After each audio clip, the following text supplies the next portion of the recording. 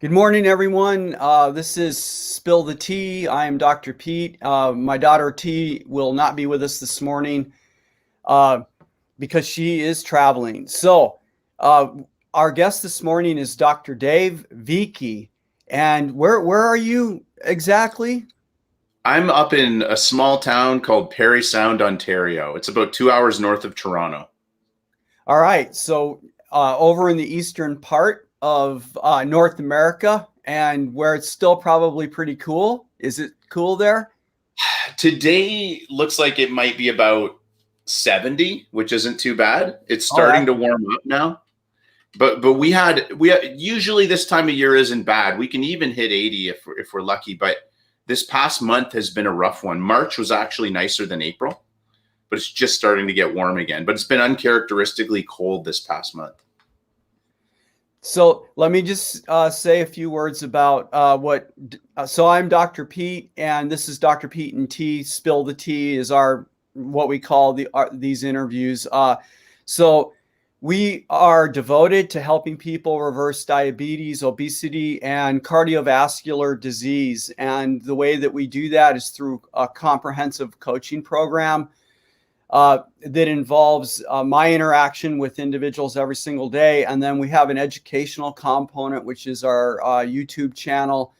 And we do interviews like this with important people like Dr. Dave, who are in the battle to help people reverse obesity. And I'm really excited to have him with us this morning and to see if we can learn some insights that will help the people that he is involved with and the people that we are involved with. And then we also produce recipes for the low carb lifestyle because learning how to cook whole food seems to be one of the biggest challenges. And so we try to produce a recipe once a week.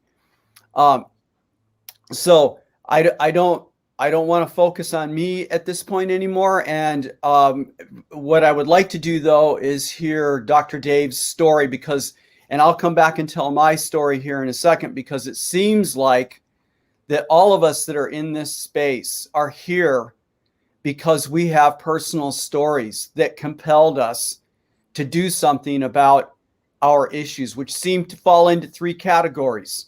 Either type 2 diabetes, which was my situation that I reversed.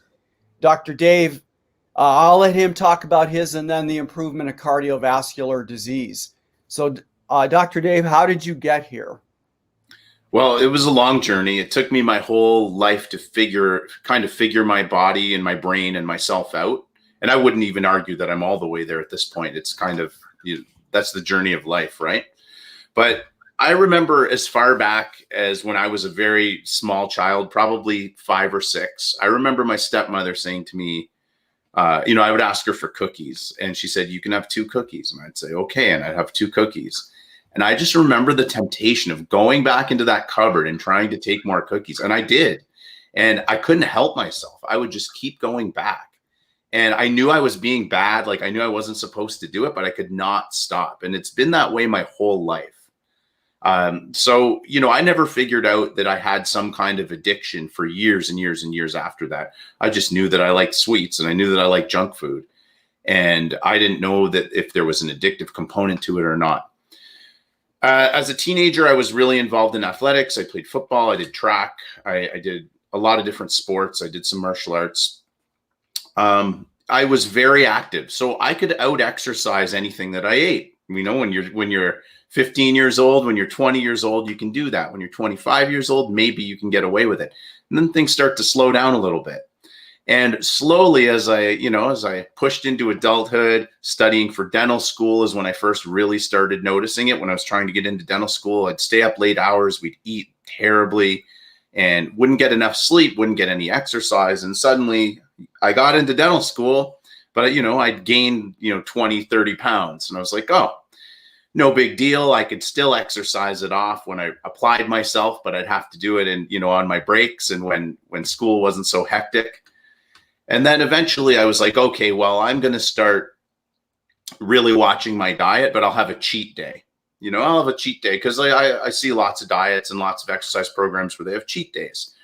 cheat days for me personally would always be like, okay, I have a cheat day, but then the next day I would be hungry and I would want more of whatever I had the day before. And I was always harder the day after I had a cheat day. And then my cheat days would just turn into cheat weeks, cheat months, cheat years, and then it was over. So, you know, through the course of my 30s and my 40s, I really fluctuated. I would fluctuate as much as 40 pounds, you know, 35 pounds up and down. And I would get it under control. And I would say sometime maybe around 12, 13 years ago, I really figured out, I think I'm addicted to sugar. I don't know how I kind of clued in on that. I just did. I just said, I figured out somewhere along the line that after about 3 or 4 weeks, if I stayed away from it, if I avoided it, I was okay. I still didn't figure out that, you know, if I cut sugar and then switched over to bread to replace my glucose supply, that I was doing the same thing. I would just stuff myself full of bread and I would be right back to where I was with sugar. And then I would just go back to eating sweets. It was like I like to call that stuff gateway drugs. For me, there's certain things that I know that aren't exactly as bad as totally eating sweets, but they're gateway drugs that'll just push me right back to eating sweets. So only in the last probably 6, 7 years, I really figured out what works for me, where I had to completely get rid of all my sugar and carbs, or most of my sugar, all my sugar, most of my carbs. And I figured out that the keto lifestyle was exactly what worked for me. I've always said, I don't like to make a diet or an exercise program like a religion. Like people get into camps and say, this is the only way, this is the only way. No, I think that certain things work for certain people at certain times, and everything has a place for someone. So I can respect anyone's lifestyle choice as far as diet and nutrition. But for me, I'm married to keto because I know I'm a sugar addict. I know that I'm a carbohydrate addict. And it's the perfect lifestyle because it keeps me away from what I have to stay away from. And it makes me feel great. So that journey was not easy. So let's just clarify what you're talking about here a little bit, because when you combine the people in the US that are overweight with those that are obese, we're talking about 72% of the population. And right. In terms of the diabetes, we're looking at, in my age group, and I'm going to be 63 in 2 weeks, I think, or about a week and a half. We're talking about over 52%. So the issue that you're getting at here actually falls to a much higher percentage of the population than they are willing to admit. And the issue that you're getting at in terms of the flexibility in the diet, right? Because I agree with you. You know, what people want to do with nutrition is their personal choice. But with that said, you're describing this phenomenon of carbohydrate intolerance, and so for many of us, and we're looking at 72% when we just talk about the weight issue. There's a window there, you know, and they can tolerate the taking in so many X amount of carbs, and whether it's sugar or complex carbs. And then after that, it's not a healthy situation. And I know some of my clients, we monitor biomarkers, blood pressure, weight, blood pressure, blood glucose, and ketones.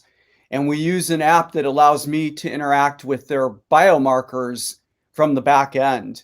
And I know that for some of these people, some of my clients who have an issue with binging, that you can tell on an intimate level when they've hit the carbs, because the following morning, their weight is going to be up substantially. Like a human's weight can fluctuate anywhere from 2 to 4 pounds. I'm talking the next morning, they're up 5, 6 pounds. You see a significant elevation in their blood pressure. And if they are type 2, along with the weight issue, you see a significant spike in the blood glucose, and the ketones just get trashed. So the thing about this is that I think that more people in North America, well, all around the world actually, because the world took our advice back in 1977 when the guidelines came out. And so everyone is eating the standard American diet throughout the world, which has in it, a ton of carbs. So anyway, I have found that the biggest issue with reducing the carbs, and like you said, there's a window here, right? The people that you're influencing, they're not all the same. There are some probably that have to really cut the carbs, and there are probably some that can just do the sugar and they see a massive improvement. But I have found that the biggest impediment to this is dealing with the food cravings. And I argue that the food cravings are on one end of a line, and on the other end of the line are the eating disorders. And all of us as humans, we're going to fall somewhere probably between those two extremes. I know for me, when I started this lifestyle, giving up chocolate with a ton of sugar in it and giving up drinking 3 beers every single night, that was a challenge at the first. But I think, and this is lucky for me, that I'm sitting on one end of that line, right? Some of my clients are not. They're sitting way down on the other end of this. But anyway, I was hoping you could speak to this morning what strategies you use to push back against those urges. Well, it depends on how addicted someone is, but I think that more people are addicted to sugar, or maybe glucose itself. I don't know. But I think that more people are addicted to sugar or carbs than they think they are. I just think of someone who is, when you see people who are like 400 pounds, 500 pounds, who've really, really, they're prisoners in their own body at that point. That's not a lifestyle that you choose. That's obviously someone, to me, who's gripped by addiction. And there's a lot of that. But even people who can't control what they're eating on a day-to-day basis, I think that a lot of those people are addicted to sugar or carbs. And it's very, very difficult to get off. So, we were talking a little bit earlier, but those first 3 or 4 weeks, I do a 21-day no sugar, no carb challenge. But those first 3 or 4 weeks are where I feel like if you can cut those out of your daily diet and out of your system, you can get through those 4 weeks. And at the end of it, you're going to feel like a different person. I am someone who is completely addicted. I think personally, I'm on like the far end of the spectrum where I can't have a single cookie without going off the deep end and like ruining my life for a year. It gets bad. Once I start, I just cannot stop. It's like I call it the lizard brain, but my lizard brain takes over and it's over for me. I'm just like, I'm on a binge, and then I can't stop binging. And it's just like a cycle. It's just a spiral down to the bottom. So how do you stop that? It's very, very difficult. And most people don't want to do this. People will say, okay, I'm going to give up sugar for 3 weeks, but I'm not going to give up bread. I'm not going to give up pasta. I'm not going to give up cereal. I can't do it. It's too much. I feel like garbage. I feel terrible. Or they'll say, I'm going to do this. And then they get a week in and they're like, oh, I don't feel good. This is not working. I have no energy.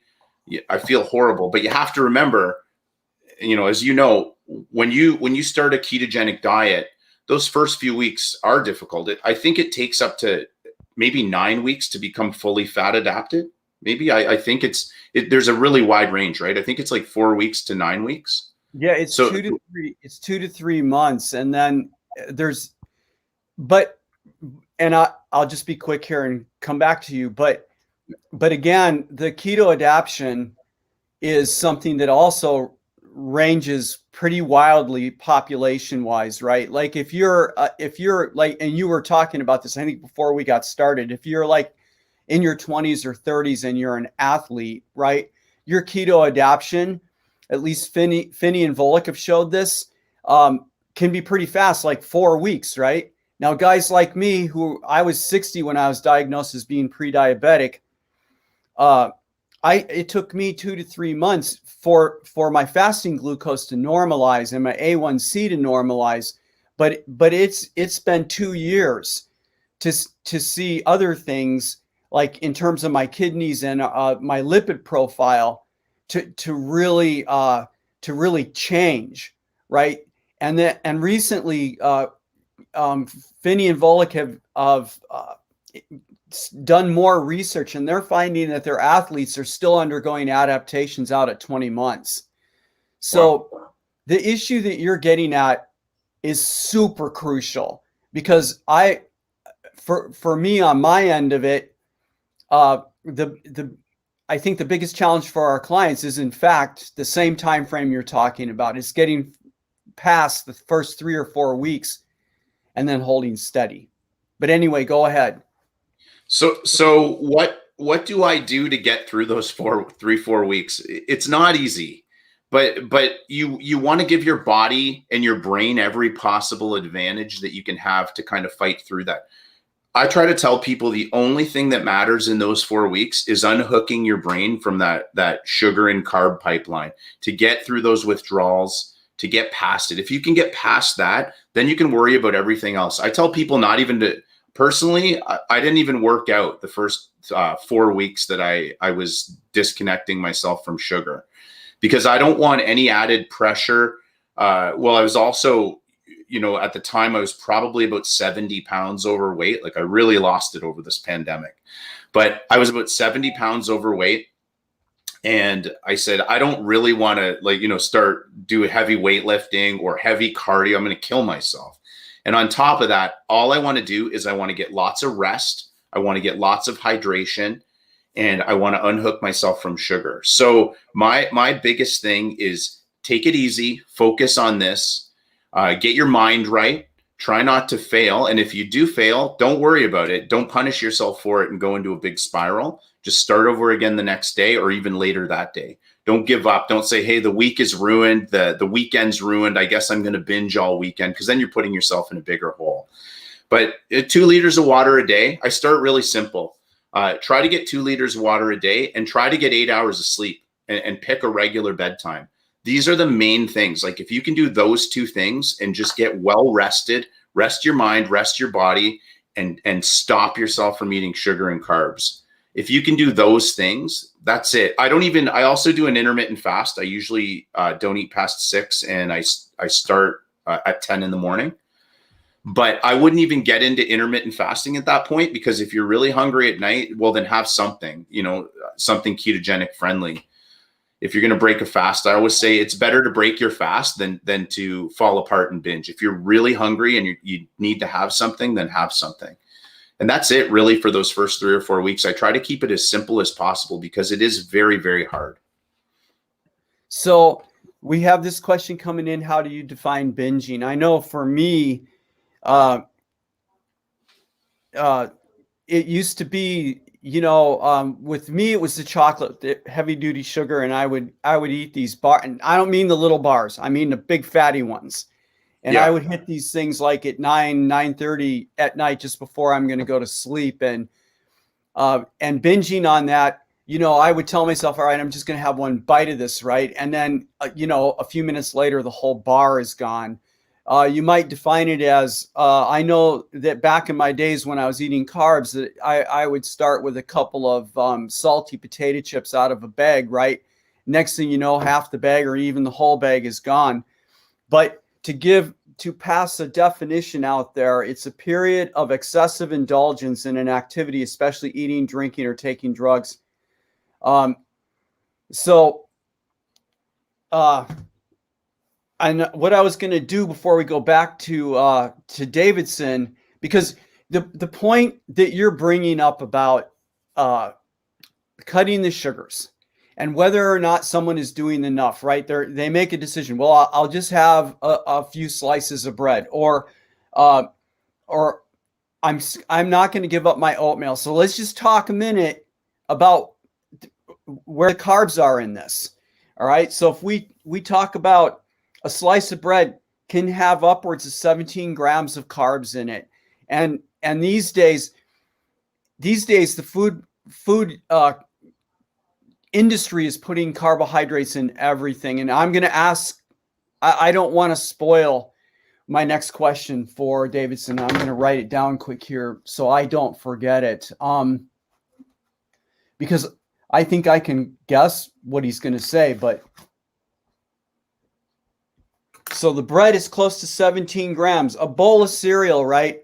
And I always laugh with my wife about this because if you look at her favorite brand of oats, right? Because in this family, I'm strictly keto, 50 grams of total carbs per day. She's probably around 100 or 150, so she hasn't given up the oats. But when you look at the oats, it's like around 19 grams of carbs, and there's added sugar in most of those packages. And then the biggest laugh about it is when you look at the serving size, right? The serving size is this little, like a Lilliputian person would eat that, right? Nobody eats oats like that. The bowl is huge, and there's usually like way more than one serving in there. So like what I've tried to point out, as even to some of my family members who like to do the stacked oats, then they cut up a bunch of bananas in there and they put a bunch of apples in there, right? And they've got some sort of a sweetener usually, or milk that's in the coffee, right? So there's sugar in that. I'm like, dude, you just killed 150 grams of sugar in one sitting for breakfast, right? Yeah. And so I think that there is a disconnect, I think for a lot of people, between how they see this concept of sugar. Oh, it's this white stuff in the sugar bowl. Right. And that if they're not eating out of that, metaphorically, then whatever they're eating is okay. And that's actually, not the case at all. So I totally support your idea that, when you go low carb, you need to go low carb. And this could be a problem for some people who are listening to this, who are on that continuum that lean more towards the binging or overeating the carbs. Because if you just cut out the sugar and then you're still eating carbs, it's like there's this guy, Dr. Siwas, who is a bariatric surgeon, who's so frustrated with the fact that he modifies the stomach of individuals, right, to become non-obese. They go back to the way that they used to eat. And then they become obese again after going through all of that. But anyway, I'm digressing. And the question that I want to ask you is that when you're reaching out as a support network to help the people that are following you, how do you help them with the shopping issue, right? Because that's where this is going to go. Right? What do you recommend that they're eating? Well, I leave it pretty open-ended. I've never actually written down a strict ketogenic diet for someone to follow. We've never really drilled down into the specifics of it. So I leave it pretty open-ended. Even with my diet, my wife has sort of figured out what I eat and what I don't eat. But I tell them what to avoid. And from there, the other problem is that, you guys have Aldi's and all these great keto options there. And we don't have as many of that good stuff in Canada. We don't have Aldi's, and we don't have everything up here is still, it's like it's 1998. Everything is low fat. And you remember the craze in the 90s where everything was low fat? There's only low fat options in the aisles. They're starting to trickle in a few keto things. Like we just got these keto wraps. They're like keto cheese wraps that you can make sandwiches with that are fantastic. But as far as the shopping specifically, I haven't really, aside from specific questions that I get asked, I haven't really drilled down and said, this is what you need to buy when you go to the grocery store. Well, one thing that I suggest, we talk about it on our YouTube channel, and then what I recommend to our clients is that is number one, cooking whole food, which I notice about your recipes and whatnot, that's what you're doing. I mean, we're both advocating for, creating meals that are coming from, actual food. And so for our viewers, I mean, when you walk into a shopping market, what does that mean? It means you're going to stick to the peripheries, because if you walk into the aisles, you're dealing with packaged food. And somebody asked us, do you track total carbs, or do you track net carbs? So let me address that really quickly. This is actually really controversial in the keto space. I should say in the popular keto space. And we recommend tracking the total carbs. And there's two main reasons for that. The first is that, and most people are not aware of this, especially in the food processing industry, that we actually, humans burn fiber. How much of it do we burn? Right? And the amount of fiber that we burn is going to be variable depending on the individual. How do we burn it? Because we have networks of bacteria in our guts, and they ferment fiber. So, and like I said, each individual is different because your gut biome is not going to be the same. I mean, Davidson's and my gut are different, right? And so the ability of either he or me to burn the fiber is going to be somewhat different, but both of us are going to burn some of it. So that's one issue with tracking net. The other one is that when you're tracking net, you're making an assumption about how the macronutrients are burned, which is actually incorrect. And what I mean by that is that when you look in the literature, they say, okay, the fats are worth 9 calories per gram of fat. You're going to burn all the fat, and you're going to get 9 calories out of each gram. Carbohydrates is going to be 4 calories per gram, right? The carbohydrates are the only macronutrient that are used exclusively for fuel.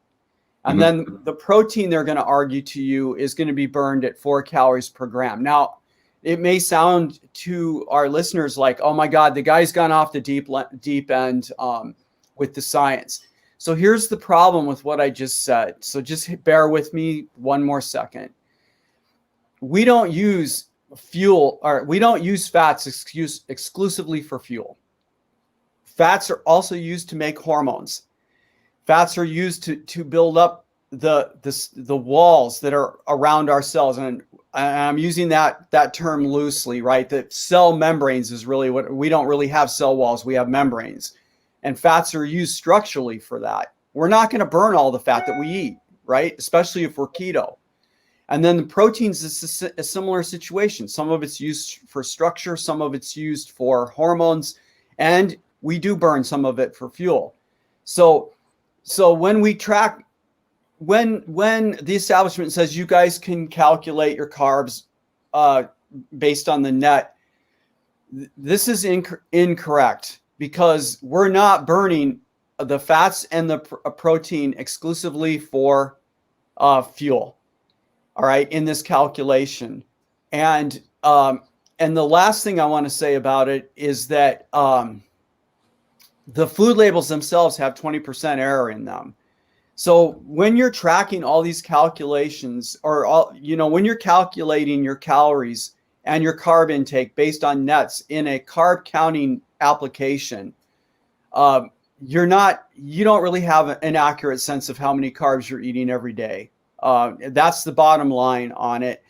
And for those of us that are in the space that are trying to help people with severe problems, like I work with type 2 diabetics, every single time those guys come in and they're working off of nets, we can't keep them in ketosis.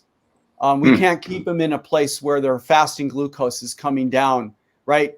They're in and out, and there's all kinds of issues with it. So if you're like really serious about this, and I know that Davidson is, you want to be tracking total carbs, because that way, at the end of the day, you know that you're actually within the threshold that you need to be, a fat burning warrior. Wow, I actually wasn't aware of that. That's really interesting. I have to keep track of that now. Okay.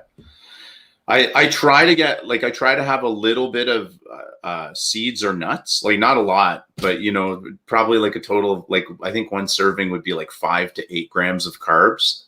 But I'm always like, oh, it's net carbs too. So I kind of discount fiber when I eat it. That's good to know. Well, the nuts are fine, but I'm not. So I would caution anyone listening to this to be overreactive about what I just said. And also it depends again. Dr. Dave already raised this issue that all of us are falling on some kind of a continuum as far as carbs go. So some people are going to have more tolerance with this. The main point is when you're walking in the aisles where all of the packaged food is, there's two things you got to do when you pull a box down off the shelf. You've got to look at not only, I don't even read the net business. I look at the total carbs first, and then I look at the ingredients list to see if they've snuck anything in there. And I live by the 1 gram rule. And what I mean by that is if the total grams are more than 1 gram of carb per serving, I put the box back. But again, I was reversing prediabetes. And if you're significantly overweight and you have the diabetic issue going on, then it's pretty important to, I think, to follow that rule, at least for the first 2 or 3 months as we keep getting back to getting keto adapted. And then after that, you can start adding things in and playing around a little bit and seeing what happens. I ate whatever it was.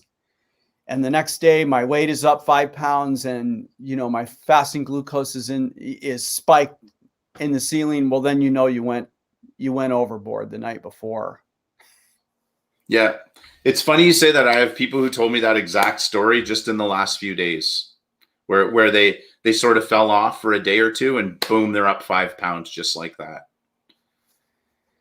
So this is insulin resistance is what it is. I know I don't want to take this over. We need to get you going again here, Dr. Dave, so I'm going to come back to you in a second, hardcore, but someone just asked this question. All right, is this where you start? Yeah, well, I recommend when you start this business to go as low as possible. And if you look at Virta Health, and then we do this with our clients and other people that are reversing diabetes and improving cardiovascular disease and really going after the obesity, that we go 50 grams of total carbs per day or even less. Like some diabetics are going to need to be down around 20. And you need to do that for 2 to 3 months to get keto adapted. You can track this and then you can start playing around with the system a little bit. But I want to get back to you, Dr. Dave, about strategies. Like how do you, besides the shopping thing and whatnot, how do you help people who are struggling with this? How have you helped yourself, right? And then how do you help the people? How do you extrapolate from what you do to helping your people? Because again, this is really the challenge as far as I'm concerned. Well, you talked earlier about your friend who's a bariatric surgeon and is frustrated because, he's doing the stomach surgeries to these people and then they eat through it. I've heard that story countless times, by the way. That's really common, right? Like, I'm sure you've heard it before. Well, I would argue that what we're dealing with is not really a body issue. It's not really a stomach issue at all. It's a brain issue, right? Right. So I always try to tell people, like, get your mind right, then you can get your diet right, then you can get a fitness plan right. But your mind is everything, and getting your mind in that right headspace is the most important thing. That's one of the reasons I started that Discord channel, is so that, not just for me to be there, but just for everyone in that community to be there, to kind of fall on each other and be there for each other. A lot of it is just needing that support to get through those first 3 or 4 weeks. And when someone has a bad day or they're feeling weak or they feel like they're going to slip, you're there for them, or another person is there for them. And we've sort of all been in that same area. So, it's just a support group basically. But I think that's a big part of it. Me personally, I do a little bit of meditation and mindfulness. I find that very, very helpful. And if it wasn't, up here, I know it's better down there, but up here, everything's still shut down probably for the next few weeks. But I used to, before the pandemic, I used to float very regularly. I really am a big fan of isolation tanks. It helps to relax your mind and your body. And it's like a reset for me. And it helps me kind of be more stable and more prepared to kind of fight this thing. So I would say it's a 90% getting your mind right. And if you can do that and put yourself in the right space to fight this, it makes it so much easier. 90% mindset. Yeah, I agree with that. I think that when I was diagnosed with pre-diabetic, as a pre-diabetic, it scared the hell out of me. And so for me right away, it was the decision, okay, what am I going to do? And it took a while to find my way to the keto space before I actually had a solution that I tried right away and saw the effects on my blood sugar. So there's two, I wanted to ask you about this. When you look in the establishment, right, about how you deal with binge eating, there's a certain quadrant, maybe, I don't know if this is correct to say or not, and get some feedback from you, but like at least half of the establishment anyway, I would say, wants to blame the individual and go, they're having emotional issues that you can track back into their childhood. They were, I don't know what, beaten or, whatever it is, but this is an emotional thing. And every time that they have these feelings of guilt or whatever, then they go back to eating. And then the other side of this extreme seems to be this person, brain over binge. I don't know if you've heard of her, Catherine Hansen. I know that. This is a more of a habit thing. And I guess I lean towards her. Ever since I dealt with my own pre-diabetes, I have great suspicions about the medical establishment's approach to this whole business. So I working with some of my clients that I know are binging, I have not ever, and I know I won't ever go, well, you need to have a therapist and start talking about what happened to you when you were a kid. But I think with Catherine's thing, it's like, all right, if this is a habit, how do you break them? So have you thought about this, from the big picture view? Like if you step back and gone, all right, for the people, for my tribe, right? The Discord thing, you've got all these guys, brilliant people that are getting in here. Now you've got the support network. Have you thought about like how do you start this change and how do you maintain it? Because no one's perfect, right? I'm not perfect either. Like last night I had 3 low carb beers, and this morning I'm pissed off about it because I'm like, dude. Yep. What? Yeah. A few seconds of pleasure, right? Exactly. Yep. Well, I would argue I wouldn't push back against the idea that people have suffered traumas and that can affect them, and it can certainly lead to binging. I kind of would be in the camp that both things can kind of coexist and both things can be correct. But certainly I've talked to a lot of people who've dealt not with just food addiction or sugar addiction, but they've also had substance addiction or narcotics addiction in the past. And it sounds to me like certainly a lot of it has stemmed from traumas that they've experienced. So I like the idea of talking to someone about it and seeing a therapist. I don't think it would hurt. I don't necessarily mean that that's for everybody, but I think that it would benefit a lot of people in this space.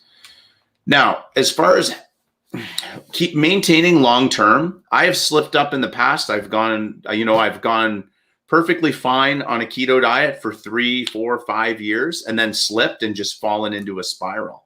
I was, this past time I was carb free for about, I think 3.5 years before I slipped. It was 1 spoonful of ice cream that turned into 1 tub that turned into, a 2-year experimentation to see how badly I could damage my body. So I tell people this, there's 2 things. The first month of what you're doing, you're kicking the actual cravings and the physical and the mental cravings that you have. Once you get past that, the cravings go away. I'm like 2 different people. I'm the biggest addict you've ever seen when it comes to sugar and carbohydrates. I cannot stop. I'm out of control. I don't like to leave my house when I get too big. I'm embarrassed. It's a complete disaster. As soon as that 3 weeks is up, it's like I don't even think about it anymore. It's just a switch that goes off. I'm fine. But the cravings will go away. The temptation will never go away, right? You know, you could be out, you could be, you know, maybe you have a couple of drinks and then you're like, oh boy, that cheesecake looks good, or, you know, maybe I should order something here. That, you know, I call that temptation. That's always going to be there with food. It's not like, you know, drugs and alcohol are a little harder to get to, right? Food is everywhere. People bring it to you. People make you feel bad for refusing it sometimes even. Yeah. So the temptation is always going to be there. And that's the difficult part. You can develop habits fairly easily, but you know, it's that slipping that is just so easy to do. So you have to just kind of constantly be vigilant of that. But if you can force yourself through that first 3 or 4 weeks, and then to the point where you're fat adapted, you can live. I think you can live I say like a normal person who's not addicted to all that stuff, but you can live a normal life and not be kind of a slave to your cravings and your impulses. Binge eating for me goes away. The cravings go away. I don't think about sugar and carbs. You know, if I'm at a party or something and I see, you know, they're serving cake, I'll be like, oh, that looks good. But I'm not dying for it. Right. It feels like a superpower after that first month. You feel great. It's like night and day. But it doesn't mean you can't slip or you can't fail, because I certainly have. And I wouldn't sit here and say, hey, I'm never going to fail again, because I know that those temptations are always going to be there. And I just have to do my best to kind of always, you know, be strong and avoid them and be in the moment. That's another really important thing. Yeah, I want to ask you about the group thing, because I know one of the biggest challenges for me, hang on one second. I wanted to write down this thought. Well, it'll come back to me.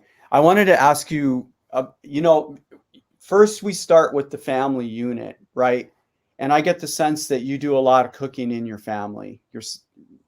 Or do both you and your wife do the cooking? I do some. I don't do as much as I used to. My wife is amazing, actually. She does a lot. So We're trying. Pardon me? Is the whole family keto? No. My boys, well, I have a 10-month-old. He's nothing right now. He's allergic to just about everything on the planet too, unfortunately. But my 5-year-old is definitely not keto. I don't want to restrict him. I'm careful though. Like, I don't give him a lot. Like, we'll give him something small, maybe not even every day, but like, I'll let him have something. I don't want him to I feel like if I restrict him too much, I don't want to give him an eating disorder or anything. I try to be pretty balanced about that. So we're pretty fair with him. But no, there's lots of junk in the house that I don't touch now. But I do always tell people, that's one thing I forgot to mention, is in the first 3 or 4 weeks of trying to kick this stuff, get it all out of your house. Because if it's there, you're probably going to binge on it, or you're probably going to say, oh, I should get this out of the house. But you won't remove it from the house. The only way you'll remove it from the house is by eating it, right? Yeah. Yeah. That's usually what I would do. I'd be like, oh, I got to clear all this stuff out of the house. So I put it in my stomach.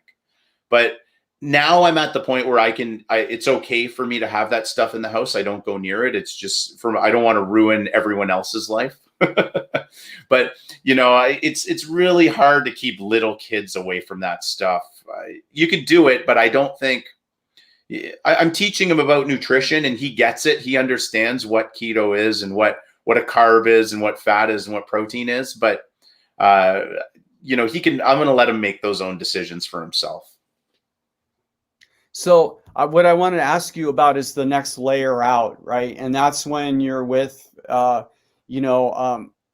or two other couples or something along those lines, and you're at a dinner party. Because like one of my biggest challenges, and I feel I get stressed about this, is like, all right, we're going out to dinner tonight, or we're going over to somebody's house, and I have one set of friends who every single time we get together, the wife is like, oh, you've got to try some of this. You'll really, really like it. And surely just a little bit is okay, right? Yeah. You can quote that. So how do you navigate those situations? Well, that's taken me years to navigate, but I think I navigate that stuff pretty well at this point. But I like to use the example of my mom. My mom was always cooking pie and cookies and all kinds of great stuff. And she was like, "Oh, I made you a pie." And actually, I know that some of my, probably some of my subscribers there are laughing because they've seen me. I think I have one skit there where I dress up like my mom offering myself some food. But she would basically make me feel guilty. She'd be like, "I made this for you." She's like, "You don't like my pie anymore?" And it took me a long time to get my mom, just that, and that's my mom, to understand that I was addicted to this stuff. Once I got her on board, everyone else was kind of easy. I don't feel bad about, I'm polite about it. I never offend anyone, but I just say, "Hey, listen, I can't handle that stuff. It looks delicious, but there's certain things I can eat and I can't eat." And usually they don't understand it, but they're fine. They get on with their day. They don't remember it. But people who aren't in this lifestyle or who haven't battled food addiction, I find that most people who don't have food addiction, not all, but a lot of people who don't have it, cannot wrap their heads around the idea. They're like, "What? Like, just put the cookie down. Like, what's your problem?" They just can't understand it because they don't have that problem, right? They can put the cookie down, but there's a lot of us who just can't. So, I just tell people exactly. I'm very honest about it. And most of the people who I'm close with already know if we're going out, if we're going and the only choice is a burger, they know I'm not eating the bun on that burger. And I'm just going to adapt it with lettuce or whatever. People just sort of known me long enough at this point. They don't care. It's no big deal. I'm sure people thought I was weird in the beginning, but now it's also, they've seen me in two different states, right? They've seen me, 60 pounds heavier, and they've seen me when I'm in shape and I'm healthy. And I think they probably kind of get the big picture. Well, I think that there's still a lot out there with the idea that there's good carbs and bad carbs. And again, it comes down to this idea that there's a range of carbohydrate intolerances. Some of us can tolerate quite a lot of it without gaining the weight, without becoming type 2 diabetes. It's about half the population approximately. But the other half, and a lot of them just don't even realize it, are in the other category. So I think some of these people that you're talking about who don't think that they're carb addicted actually have cravings for carbs more than they think, but just don't know about it.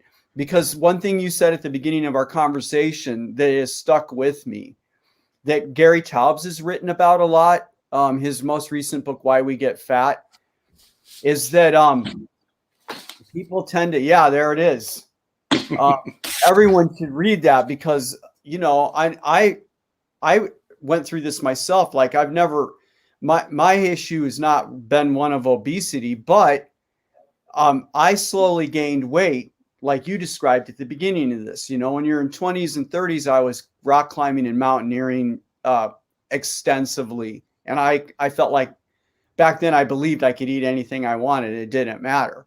But, once I got into my 50s, I had slowly been seeing my weight come up and gaining it exactly where you're not supposed to, which is basically from your belly button around the back, right? Right. And then when I came up as being pre-diabetic, even though I was still exercising, I was a CrossFit athlete, 5 years CrossFit athlete when I was diagnosed as being pre-diabetic.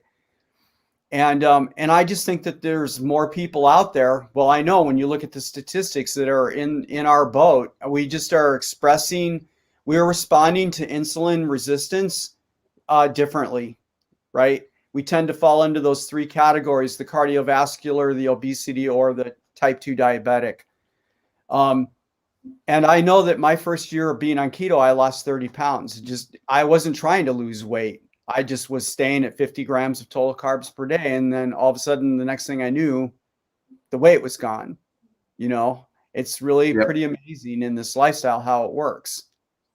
Yeah. Weight loss is like a side effect of living the keto lifestyle. I feel like in fact, when I'm at the point where I feel like I should tell people in that first 4 weeks, don't even weigh yourself. don't even worry about the scale. It doesn't, because people really put a heavy emphasis on the scale, and it doesn't matter. You're going to lose weight. You're going to lose weight if you cut carbs and sugar. It's just going to happen. But I think it's actually maybe better not to weigh yourself in that first month. I have really mixed feelings about that, because I modeled the program that we use after what Virta Health does, right? Which is rigorous monitoring of biomarkers. Oh, right. No. But I totally hear what you're saying. And my worry is that where that comes from is this mentality that you can take a pill, or, like thinking about keto, like taking a pill, okay, I started it. I've been doing it now for a week. Why am I not losing weight? This is a valid thing that you're bringing up.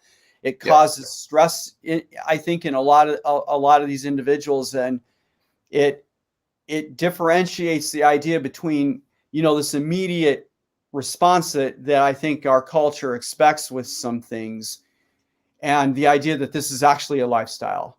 It's the way that we're living now, and other aspects that you brought up about this, the sleep is massive, right? And then the exercise component,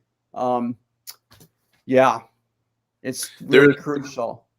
I think sleep is maybe the most underrated aspect out of all the components of health. There's a book, I don't know if you've ever read it. It's called Why We Sleep by Matthew Walker. People probably get sick of me recommending that book, but it's one of the best books I ever read. He's a Harvard sleep study expert. And I read that book and it blew my mind. I'm a night hawk. I'm a person who my whole life I've stayed up late and probably not gotten enough sleep. Being in school for so long didn't help, because I'd cram all night, study, and then wake up early. So I got used to that. And I was like, oh, I don't need a lot of sleep. I'm a guy who can live off of 5 hours of sleep. No problem. And then I read that book and I was like, oh man, it's a real eye opener. It's really scary. The things that happen to you in your body when you don't get, I think it's minimum 7.5, but he recommends 8 hours of sleep, including the biggest one is dementia. But they say that sleep, the main thing that sleep is doing, both REM and deep sleep, is basically organizing your memories and then storing your memories. And if you're not getting enough sleep, you're not storing your memory properly, and then everything else just goes. It's scary. Can you tell me the author's name again? Matthew Walker.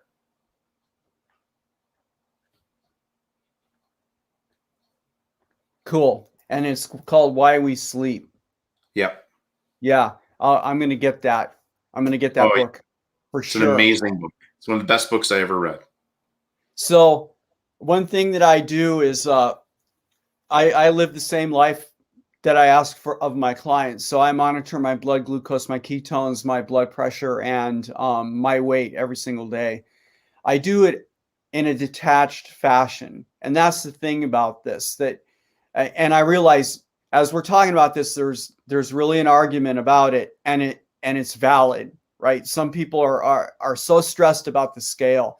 So what I recommend with my people is being detached about this. You're taking these numbers, you're writing them down, or putting them into the app that we use, but you're also ignoring them at the same time.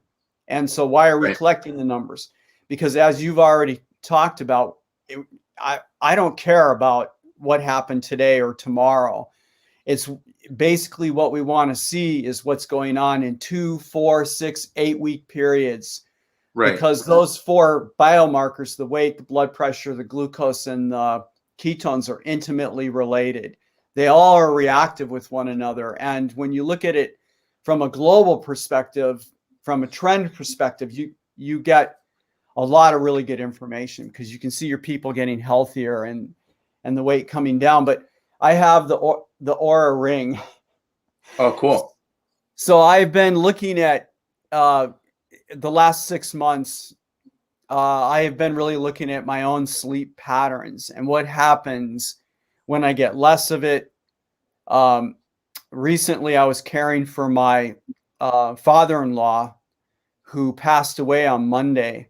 And I'm sorry for your loss, by the way. Thank you for that. I actually was standing in for the caregiver. So I wasn't just hanging out. I was like carrying with them, and I didn't really sleep for 48 hours. I mean, I got some cat naps in, but I was basically just on the go. And I was wearing my ring the whole time. So I waited till I got home to look at the data, and it's pretty striking how disrupted the REMing, the deep sleeping, and all that business gets when you're not sleeping. I mean, it's just out the window. Right. And I tracked my blood pressure and my weight, and I actually lost weight through those 48 hours. And I've been weight stable now for a long time. Yep. You know, so it's just amazing, the sleep part of this, how important it is. What about stress? How do you talk with your group about that? Stress is tough. I am not, for a dentist, even though most dentists I would say are strong type A personalities. I'm not a type A. I'm not a person who gets stressed out easily at all. I probably need more stress in my life, but I really don't get stressed easily. So I'm probably a bad person to give advice on stress because I don't feel it very much. But I think it's very important to remove sources of stress from your life, because if you're stressed out and something is just ruining your life, it's going to make it darn near impossible to stick to any kind of proper routine or any kind of healthy diet. Let's remember, a lot of people, I mean, not everyone, some people don't eat when they're stressed, but there is a significant portion of the population who stress eat. So, if you're trying to adhere to a keto diet, or you're just getting started on a keto diet, which is hard enough as it is in the beginning, you're probably going to fail if you're significantly stressed out, or there's something in your life that's making things difficult. So my suggestion would be that if you're just starting this, make sure that you're in a good headspace to do it. So we're at 7:55. We've had Dr. Dave now for nearly an hour, and I want to be respectful of his time completely. So for those of you that are listening, we have quite a few listeners. This is your last chance to get a question in. If you want to just type it in the chat, I can give everyone a second to do that. One thing I'd like to come back to are eating windows. Like you mentioned this, and then I let it go. Both of us are very similar. Like I try to eat in the morning about 10 a.m. or so, between 10 and 12. And then I like to finish my last meal by 6 o'clock. Why do you think an eating window is important? I think that this is something that your listeners should hear about a little bit. Well, there's a couple of reasons, right? First of all, you want your body to be in starvation mode for as long a window as possible that you're not actually going to freak out and break down. I find that an 8:16 window works best for me. I can handle it. Sometimes, because I'm working and I don't take a lunch break till 1, so sometimes I don't eat until 1 o'clock, not on purpose, just if I get too busy. I usually keep something at the fridge at work, though. A couple slices of cheese or some kind of whey shake or something, just to kind of tide me over. And then I'll have a proper lunch at 1 o'clock. The other reason is this. Again, it comes back to sleep. If you're eating late at night, your body, you're supposed to be in recovery mode, right? You're supposed to be recharging the battery. You're supposed to be storing your memories, doing everything that your brain needs to do. But your body is supposed to be significantly shut down. Well, if you eat a whole bunch of food right before you go to sleep, or even a couple hours before you go to sleep, now your body has to process that food.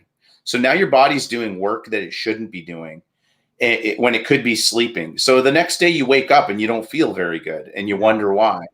So I think that's one thing that really gets overlooked when it comes to fasting, because I don't think too many people's eating window is late at night. But for me, that's a biggie. I like to cut off when I'm eating very early at night to give myself that better sleep. Yeah, I do the same thing. And I know that sometimes life just isn't going to get along with what our needs are. And when I have to eat after 6 o'clock now, I definitely feel it the next day. And also biomarker wise, my fasting glucose is always elevated. It can be out of the normal range if I do that. And then my ketones are responding to that in a negative way too. So like the eating window, I think, is super important, like you're saying, and then getting to sleep so that you get, I mean, the thing is everyone's different, right? I mean, my wife gets along on less sleep than I do, but I find that if I'm getting under 8 hours, that also that has an impact on how I feel and again, what my biomarkers look like too. So like, this is a very powerful thing. The sleep and the mindfulness. In terms of stress reduction. So I don't meditate every single day, but I try to use breathing. And I think if I was going to recommend anything, I would say at the minimum, developing an awareness, more of an awareness. Like when you see a situation before being immersed in it, going, this is going to cause me to raise my stress level, right? And try to breathe into that moment, I think is pretty crucial to learn to do, at least as a first stage. I mean, again, I'm not perfect. And if Dr. Dave and I are different, I'm a highly arousable person. So I have to work at the stress reduction thing a lot, actually, because I can get excited very easily with this.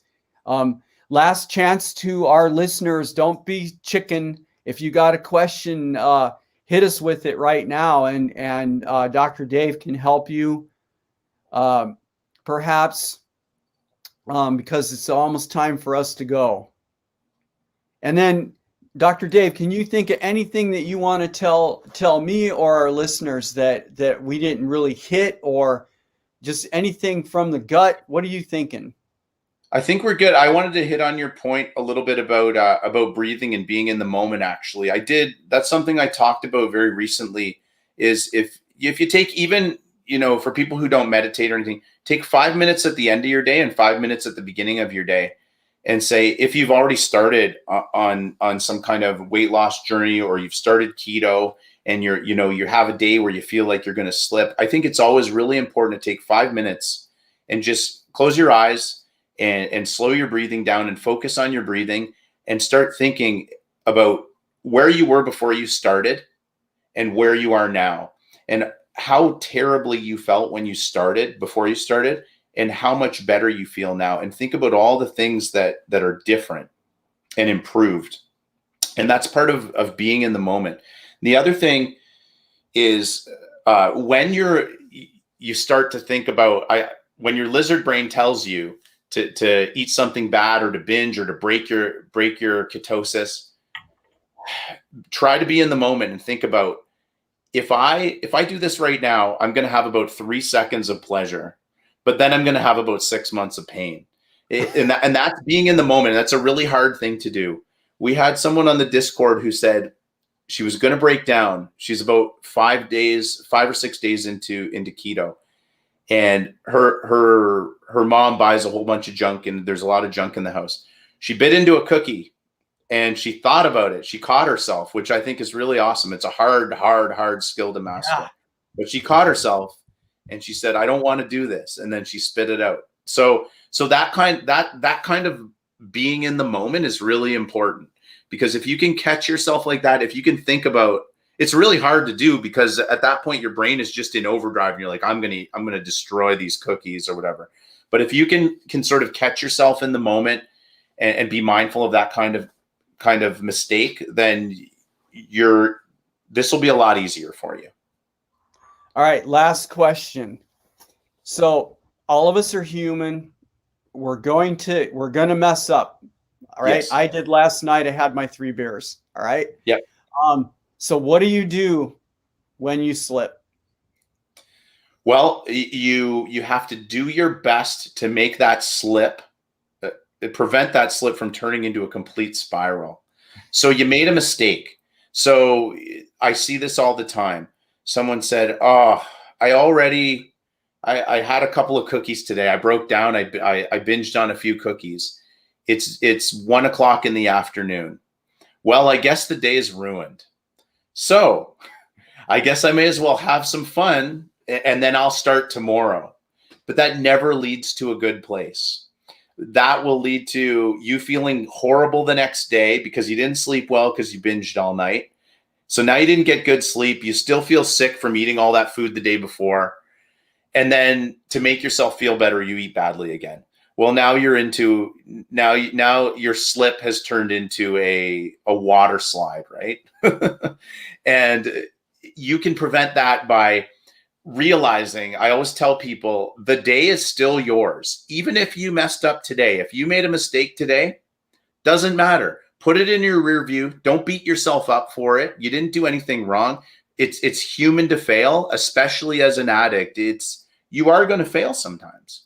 Don't beat yourself up for it. It happened. It's over. That's earlier in the day. That's yesterday.